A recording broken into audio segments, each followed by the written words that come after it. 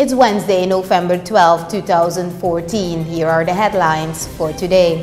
Vice President Robert Amirali emphasized public and private partnership.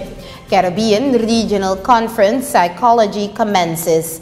President visits university and university students meet with the President. I'm Susan Maynard. Your local news starts now. During an information session of the Caribbean Development Bank, CDB, Vice President Robert Amirali emphasized the importance of public and private partnerships. He listed the health sector as an example of this effective form of collaboration. The CDB encourages member countries to make more use of capabilities, which public-private partnership has to offer when doing projects. The Vice President would like to see Suriname do the same. The Caribbean Development Bank, CDB, is a regional institution that seeks to contribute to the development of the economies of Caribbean countries. Suriname is in the spotlight as host country of the Caribbean Regional Conference of Psychology, which began yesterday. At this conference, a working group of psychologists is focused on promoting the ideals of a healthy person being physically and mentally balanced.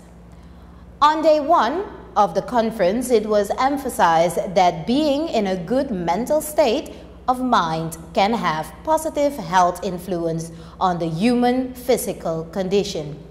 It was further noted that an imbalance often manifests in stress and disease. Hence, it is important that general practitioners and psychologists cooperate. Mavis Host, chairwoman of the Suriname Association of Psychologists, at the conference stressed that general physicians should refer patients more frequently, if needed, for physical treatment. The Psychologists Conference, which is ongoing, was officially opened by Michael Blokland, Minister of Health. President Desi Bouterse broke a one-year mold yesterday when he paid a working visit to the nation's premier education institution. The head of state's visit to the Anton de Kom University of Suriname, ADEC, was to sign a $25 million contract, as well as to meet with students and staffers while having a first-hand look at the state of affairs at the institution. President Bouterse and his ministerial team was also taken on a guided tour of the institution and engaged the university management, teachers, and students. The president's visit attracted much attention as a prelude to the board's revelations of the future plans for the university.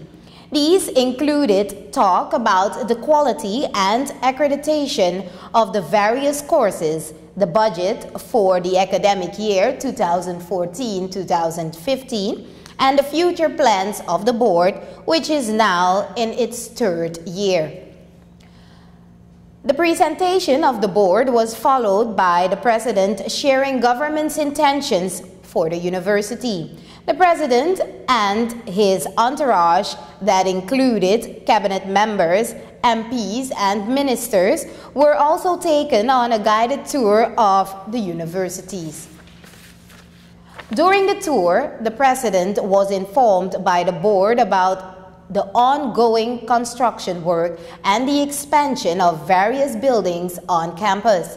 After that, the presidential delegation met with university students and lecturers where they addressed the various courses being offered at the university. To conclude the head of state's visit, the president offered a special message to the university board and the teachers. Yesterday, two students pursuing various diploma and degree programs at the Antonocom University had an opportunity to share some of the issues affecting them with Minister of Education Ashwin Adin and President Daisy Bouterse. Melvin Bouva, MP and Chairman of the Committee for Education in the National Assembly, was also present. The students mentioned the lack of good internet connection within the university campus, that need for a cafe and facilities for students with disabilities. In response, President Bouterse promised that within 2 weeks the access to the internet on campus problem will be solved. Additionally, he promised that the campus will be made more friendly to students with disabilities. After meeting with and addressing the students' many issues, the president's next stop was the university's guest house. There, he signed an agreement with the Israeli company LR Group for the construction of 1,500 student units in the university compound. Meanwhile, Education Minister Adin noted that a much clearer criteria would be established to determine students' eligibility for a room in the student residence. With the construction of the student dormitory, it is expected that life on campus will be revived. The construction of the student dormitory in the ADEC compound will cost $25 million. The funding in the form of a loan will be provided by the Israeli company LR Group. That concludes your local news for today. Thank you for watching.